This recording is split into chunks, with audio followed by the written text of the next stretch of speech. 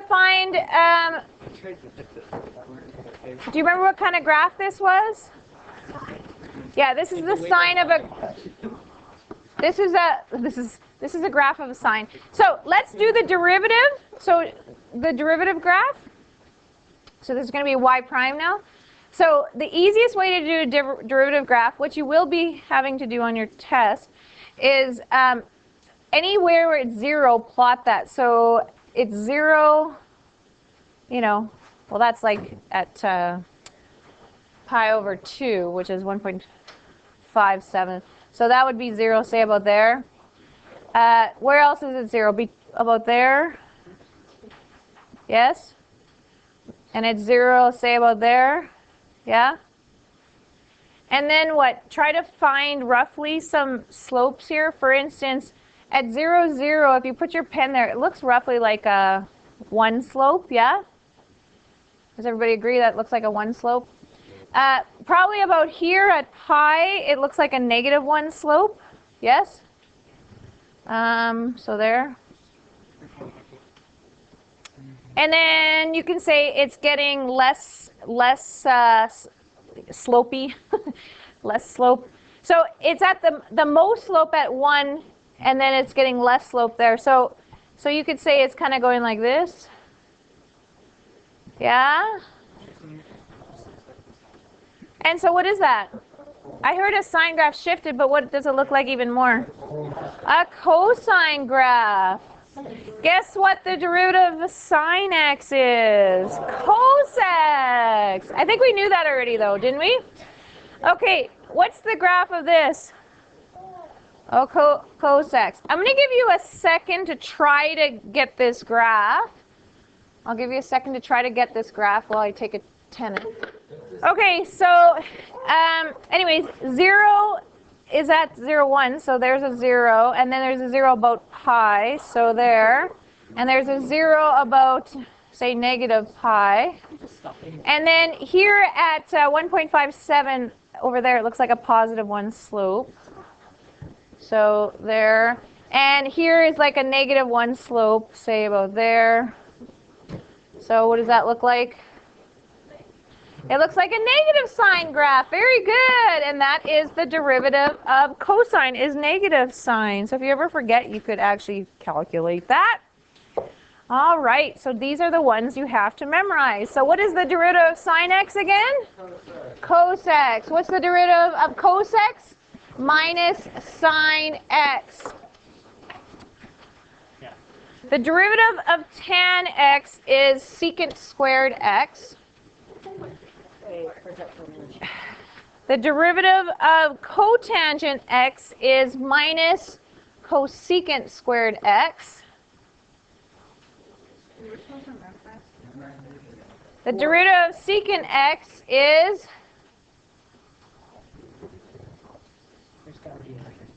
secant x tan x. It'll probably be non-calculator. And then this is minus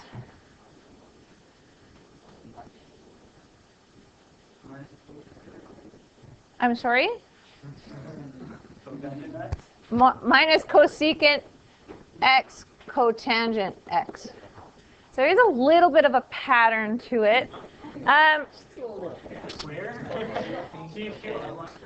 Okay, so now let's find the derivative of x plus 1 times sine x. So what is this? What am I going to be using for finding the derivative? The product rule. This times this. Does everybody see? This times this. So y prime is the derivative of x plus 1. So what is that? 1. Leave sine x alone, plus leave the first one alone. What's the derivative of sine x? Cos x. Done. Okay. I'll give you a second to find the next one, because the next one you should be able to do. Oh, we can multiply it out. So sine x plus x cos x plus cos x. So it depends. If it's a multiple choice, a lot of the times they are simplified, but you don't have to simplify it in the long answer. Oh, so like, yeah, so you could leave this as your answer in the long answer, but I'm saying you have to be able to know how to simplify it because some of the multiple choice will be simplified. Okay, y prime, what do you get for x squared? 2x. What do you get for 3x? Plus 3. What do you get for the derivative of cos x? Minus sine, but this was already minus, so it's going to be plus sine x. Okay, you can, the derivative of of sine 2x, you cannot use, the derivative of sine x is cos x, not sine 2x. So you need to rewrite this as But 2x is just another variable. one of the sine 2x things. So what is this equal to? 2 sine x cos x. Okay. So y prime equals, this is going to be a product rule. Does everybody see this is a product rule? okay. I would stick the 2 with the sign and keep it with it. Otherwise, you're doing a product rule of 3 things. But the 2 is just a coefficient. I would just scooch it over when I find the derivative of sine x. Right? Okay, so what's the derivative of 2 sine x? 2 cos x. Leave the cos x alone. Okay, so I'll put it in brackets so you know which one I did. Plus, leave the first one alone, so 2 sine x. Yes? What's the derivative of cos x? Minus sine x. Make sure you have a bracket over that, otherwise it means subtraction. Now I'm going to simplify this. So I get 2 cos squared x minus 2 sine squared x. Does everybody see what I got there? Okay, let's do the next one. This is another product rule. Yes? Do you want to try it? Try it. Okay, let's do this. Y prime equals, what is the derivative of cosecant x? What's the derivative of cosecant x? Negative cosecant x cotangent x, and the derivative of 1 is 0. Then leave this alone. Plus, leave the first alone, cosecant x plus 1. What's the derivative of cotangent x? Negative cosecant squared x. What's the derivative of x squared? Plus 2x. Done. Okay. No, yeah. Okay, next one. We're doing what here? A quote, yeah, high and low. Quotient rule. So, what's the derivative of secant? Secant x. Remember, you make sure you put secant x tan x, not secant tan x, right? There's an x there. Secant x tan x. Wait, what? You have to have an x. It's not secant tan. Oh, y prime. Sorry. Secant x tan x. Then leave the bottom alone, right? X to the power 3 plus root of x. Yes. Subtract, because remember the quotient is a subtraction. Leave the top alone, so that is just secant x. Then the derivative of x to the power 3 is 3x squared. And what's the derivative of the root of x? Well, the root of x, remember, is x to the power a half. So what would that be? So a half times x to the power negative 1/2. And the whole thing is divided by the bottom left alone squared. Yes? All right. No, no, no.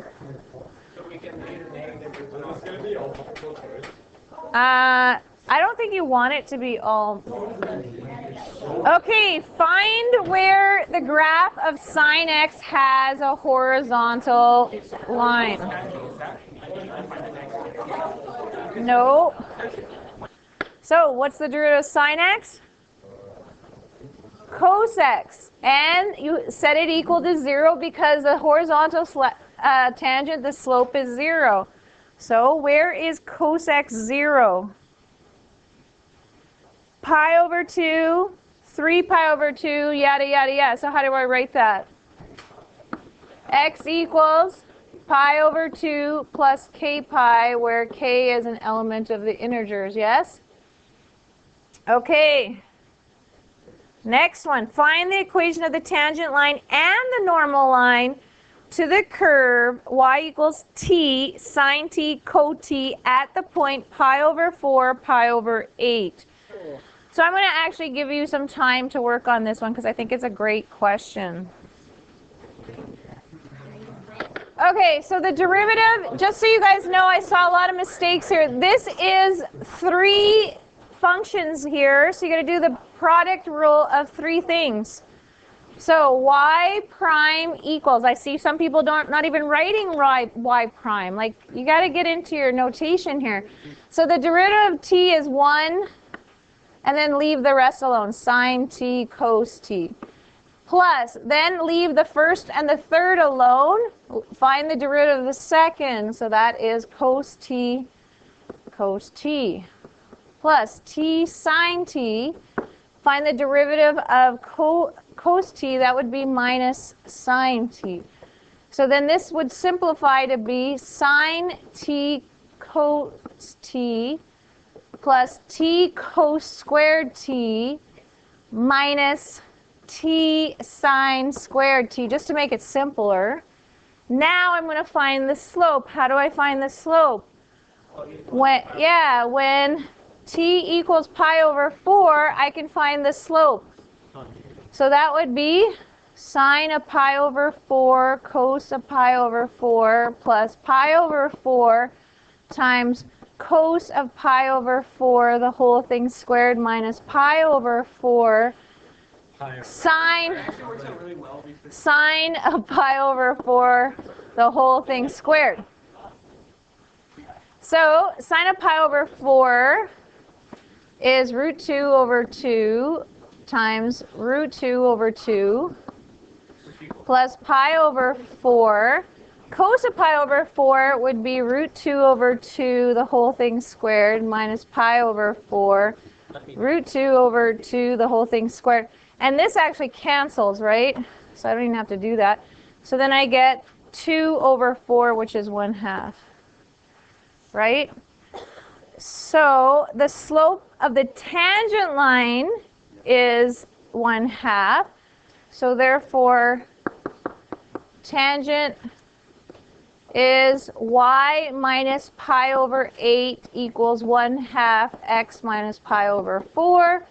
And normal line would be, because it asks for both, y minus pi over 8 equals, take the reciprocal of 1/2. It's negative reciprocal, right? Because it's perpendicular.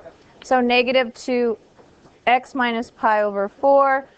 And you could simplify it, but you don't need to.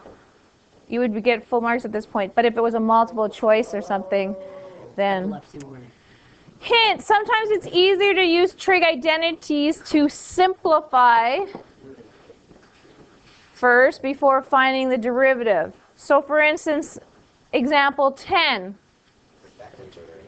Does everybody see that this could be simplified first to be another trig ratio? Instead of doing the quotient rule, can you imagine doing the quotient rule twice? Like, it's going to get ugly, and it probably won't match any of your multiple choice. However, what is 5 over sine x equal to? 5 cosecant x, yeah. That's grade 12 pre-cal, right? All right, yeah. Okay, so y prime would then be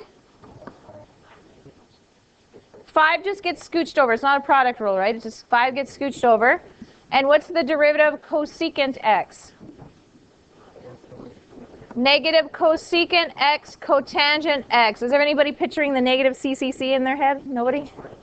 Anyways, so this is negative 5 cosecant x cotangent x as my final answer. Oh, that's not my final answer. That's only my first derivative. Oh, yay. I got to read the question, hey? Now I need to find the second derivative. Does everybody see that the second derivative is going to be a product rule now? There's two functions here. Again, the -5, I'm just going to scooch over as part of the first derivative. So, product rule is first one derivative. What would that be? Well, forget about the -5. Just what's the derivative of cosecant x? Minus cosecant x cotangent x. So then times -5 would give you positive 5 cosecant x cotangent x. Yes? And then I have to times it by another cotangent x. I'm just going to put brackets so you know which function I just did. Yes? You could do it at 3. You could. So then the next one is left alone plus I'm just going to put plus minus 5 cosecant x. And then what's the derivative of cotangent x? Negative cosecant squared x. So now we're going to simplify this. So y prime, well, if you have a bunch of things that you're probably going to be simplifying this, so let's just do it. 5 cosecant x cotangent squared x. And then I have minus minus, so this is just a plus. 5 cosecant cubed x. There's my final answer. So everybody got that? That's the end of derivatives.